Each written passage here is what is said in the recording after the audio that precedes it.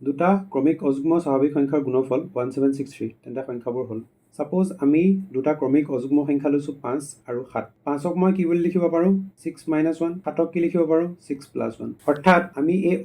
ক্ৰমিক অযুগ্ম স্বাভাৱিক সংখ্যা দুটাক কি হিচাপে লিখিব পাৰো সাপোজ x - 1 * x + 1 ওকে দুইটা পূৰণ কৰিলে কিমান হয় 1763 হয় হেতৰ পূৰণফল এতিয়া ফৰ্মুলা বহাই দিয়া কিমান হ'ব x² - 1² = 1763 1 স্কয়াৰ মানে 1a গতিকে 1 টো আমি হিফালে পঠিয়াই দিম কিমান হ'ব x² = 1764 এতিয়া ইয়াৰ বৰ্গমূল দিও কিমান হ'ব √1764 কিমান x = 42 এতিয়া আমাৰ অৰিজিনাল নাম্বাৰটো কিমান আছিল x - 1 তাৰ মানে 42 - 1 কিমান হ'ব 41 x + 1 কিমান 42 + 1 কিমান 43 গতিকে 41 আৰু 43 ইনটু কৰিছো কিমান হয় 3 × 3 3 × 4 = 12 4 × 4 4 × 16 164 গতিকে কিমান হ'ব 3 4 2 6 6 × 7 1763 গতিকে এটোৱে আমাৰ 41 আৰু 43 আমাৰ উলিয়াবলগীয়া এনসাৰ গতিকে এ কাৰেক্ট অপচন